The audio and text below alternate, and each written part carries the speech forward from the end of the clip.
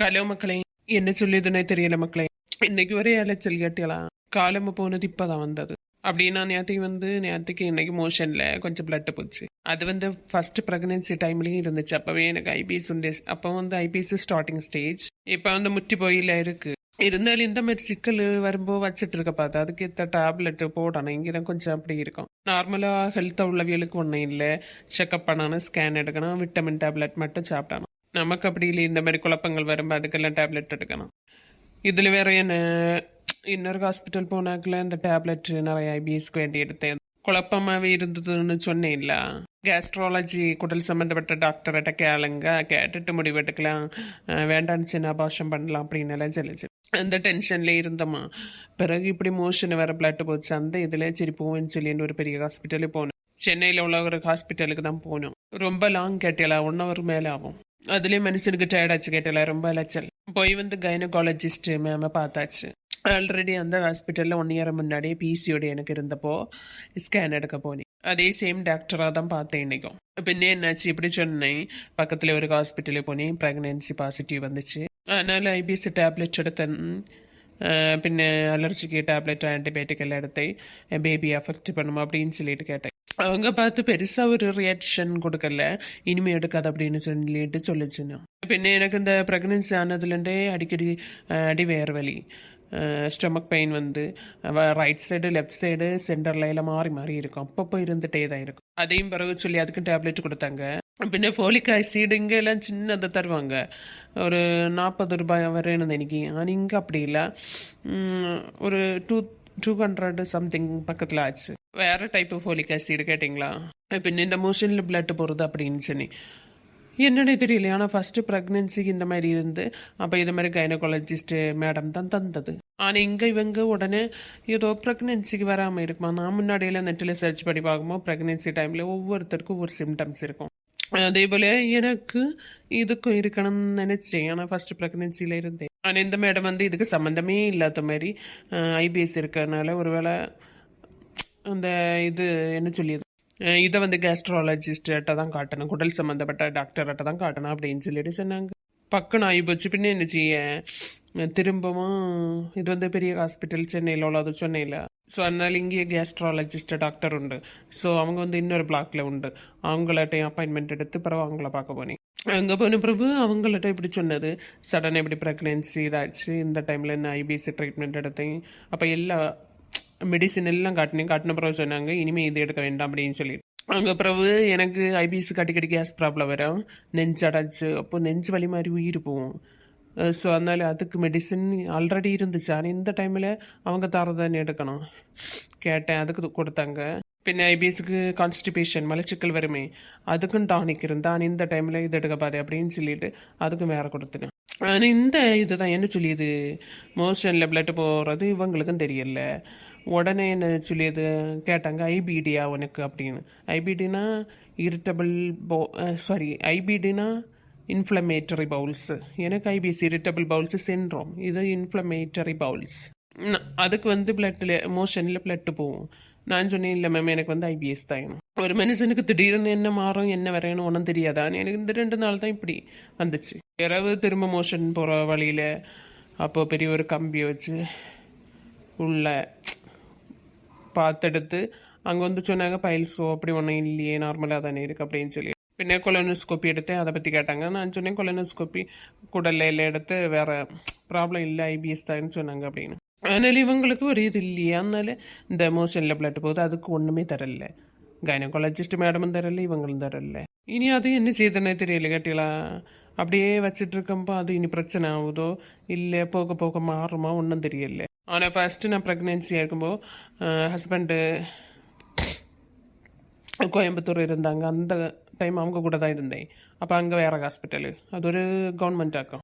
அவங்க அங்கே இந்த மாதிரி மோஷனில் பிளட் போச்சு அப்படின்னு ஃபஸ்ட்டு ப்ரெக்னென்சி சொல்லும்போது கைனகாலஜிஸ்ட் தான். அவங்க ஒரு மெடிசின் கொடுத்தாங்க, கொஞ்சம் எடுத்தப்பறம் தீர்ந்து. ஆனால் இவங்க இப்படி குண்டை தூக்கி தலையில் போடணும். இனி எங்கே பார்க்க முடியும், போக போக மாறுதோ இல்லை இதனால பிரச்சனை வருதோன்னு தெரியல கட்டிலா. அப்படி கதாச்சு இருந்திருந்தே மனுஷன் செத்து போவோம். மாறி மாறி எல்லா டாக்டர்ஸையும் பார்த்து எல்லாம் என்ன தலையெழுத்து. நார்மலாக உள்ளவங்களுக்கு செக்கப் பண்ண போனால் പിന്നെ என்ன மெடிஷன் வாங்கணும், விட்டமின் டேப்லெட் மட்டும்தான் எடுக்கணும், ஸ்கேன் எடுக்கணும், அந்த மாதிரி தான். நமக்கு ஸ்டார்டிங்லேயே இப்படி ப்ராப்ளம். இனி லாஸ்ட் வர உள்ளது வர அப்பப்போ எப்போ எல்லாம் சடனாக ஏதாவது சிக்கல் இருக்கும்போது போக வேண்டிய சூழ்நிலை வரும். ஏன்னா எனக்கு ஹெல்த் ப்ராப்ளம் இப்படி இருக்கனால ஸ்டார்டிங்கே இப்படி, அப்போ இனி போக போக செல்லவா வேணும். இதில் வேறு எனக்கு வந்து 7 வீக்கு 3 டே ஆவியாச்சு. ஆனாலும் கூட ஸ்கேனில் என்னது யோக்கு சாக்கு மஞ்சக்கரு தெரியுது, ஆனால் வந்து ஃபீட்டல் போல் கரு இருக்குது தெரியல, கரு இல்லைன்னு வருது. அதுக்கு சொன்னாங்க அந்த இந்த டைம் எல்லாருக்குமே தெரியதான் உள்ளது அப்படி. ஆனால் வந்து எனக்கு இர்ரெகுலர் பீரியட்ஸ். ஸோ அதனால் அப்படியோ என்னமோ தெரியல. இனி 10 நாள் கழிச்சு இன்னொரு ஸ்கேன் எடுக்கணும், போக சொல்லி இருக்கு. ஐபிஎஸ் டேப்லெட் அது இதுன்னு ஏகப்பட்ட டேப்லெட் எடுத்ததுக்கு கைனகாலஜிஸ்ட் மேடம் பெருசாக ரியாக்ட் பண்ணல, இனிமேல் எடுக்கண்டா அப்படின்னா. ஆனால் கேஸ்ட்ராலஜிஸ்ட் அந்த மேடம் சொன்னது இனி என்ன செய்யுது, கிட்டியாச்சு, அந்த சைட் எஃபெக்ட் பிளட்டில் கலரதான் செய்யும், இனி கிட்டியாச்சுல என்ன பண்ண முடியும். இதெல்லாம் பார்க்கும்போது எனக்கு நிம்மதியே இல்லை, ஒரே டென்ஷன். கேட்டீங்களா, விட்டு தள்ளவும் முடியல. நமக்கு எப்படியும் ஒரு ஹெல்த்தியான ஆரோக்கியமான பிள்ளை தான் வேணும். ஸோ அதனால் அடுத்த நீ பார்ப்போம், இதாக அப்படி ஆபர்ஷனம் என்னையும் பண்ணலான்னு பார்த்தா விட்டு தள்ளவும் மனசு இல்லை. ஏன்னா நமக்கு அப்படி ஒரு மனசாயிருக்கு, கிட்டியாச்சு, இனி அடுத்து எப்போ கிட்டேனோன்னு நமக்கு தெரியாது. மூத்த பிள்ளை இருக்குது, அவளுக்கு விளையாடக்கு ஒரு பிள்ளை, ஒரு துணைக்கு ஒரு ஆள், அப்படி ஒன்றும் உள்ள இதுலேயும் ஒரு இது. ஆனால் மெயினாக நமக்கு ஹெல்த்தியான குழந்தை தேவையில்லை, ஒரு குறைபாடு ஒன்றும் இல்லாமல் ஆரோக்கியமான குழந்தை. அந்த இதனால என்ன சொல்லியது, என் ஹஸ்பண்டுக்கு ஓகே தான், இப்படியெல்லாம் பிரச்சனை கேள்விக்குறியாக இருக்கிறதுனால சரி வேண்டான்னு விடுவோம், அடுத்து பார்க்கலாம், கொஞ்சம் ஹெல்த்து கிடச்சிட்டு எனக்கு இந்த ப்ராப்ளம் எல்லாம் கொஞ்சம் மாற்றம் கிட்டம்ப பார்ப்பேன். ஆனால் என் வீட்டில் உள்ளவர்களுக்கு ஒரு இது இல்லை, மனசு அப்படி சைலண்டாக இருக்கணும். எனக்கும் நிர்பந்தம் இல்லை, இருந்திருப்பி எப்பார்பாடுபட்டங்களும் எனக்கு வேண்டான்னு இது பண்ணியிருப்பேன். ஆனால் எனக்கு மனசு இல்லை, ரெண்டும் கெட்டால் மனசு இருக்குது. அதனால ஒன்றும் பண்ண முடியாத நானும் அப்படி இருக்கேன். கடவுளை மேலே பாரத்தை போட்டு இனி என்ன ஆகுதோ, இனி குழந்தை பிறக்கும் வரை நிம்மதி இல்லாமல் டென்ஷனோட அலைய வேண்டியதான் அப்படி இருக்குது. ஏன்னா என்ன தான் டேப்லெட் எடுத்தாலும் ஆளாளுக்கு அது இதுன்னு டாக்டர்ஸ் மாதிரி சொன்னாலும் கூட கடவுள் நினச்சா ஒன்றும் நடக்காது, அதுக்கு அது வேறு. ஆனாலும் நமக்கு பயம் இருக்கதானே செய்யும். கடவுளை மேலே பாரத்தை போட்டுட்டு இருக்கேன் அப்படி. ஆனாலும் நிம்மதி இருக்காது. ப்ரெக்னென்சின்னா ஹாப்பியான லைஃபு, ப்ரெக்னென்சி ஜேர்னி ஹாப்பியாகிட்டு தான் போவான். ஏன்னா லைஃப் அதுவும் இல்லை. இதில் வேறு என்ன இந்த ஐபிஎஸ் இருக்கிறதுனால ஃபுட் வந்து டைஜஸ்டன் ஆகாமல் ஜீரணிக்காமல் போகிறதில்ல. உடனே வந்து ஃபாலிக் ஆசிட் டேப்லெட் எடுக்கணும், ஏன்னா அது வந்து குழந்தை வளர்ச்சிக்கு அந்த மாதிரி. ஆனால் இது சாப்பிட்டுட்டு உடனே டாய்லெட்டு போவேன், அப்போ டேப்லெட்டும் போகுமோ ஒன்றும் தெரியவே இல்லை. எல்லாம் கேள்விக்குறியில் இருக்கு நிலைமை. அதுக்கும் டாக்டர்கிட்ட கேட்டு கேஸ்ட்ராலஜிஸ்ட் அவங்க சொன்னாங்க இனி ஐபிஎஸ்க்குன்னு ஆல்ரெடி நிறைய ட்ரீட்மெண்ட் எடுத்து எந்த விஷயம் இல்லை, ஆனால் ஐபிஎஸ்க்குன்னு டேப்லெட்டு இப்படி போயிட்டே இருக்குது அப்படின்னு எடுக்கும்போது உடனே கான்ஸ்டிபேஷன் மலச்சிக்கலாகும், இறைவி பிடிச்சான்.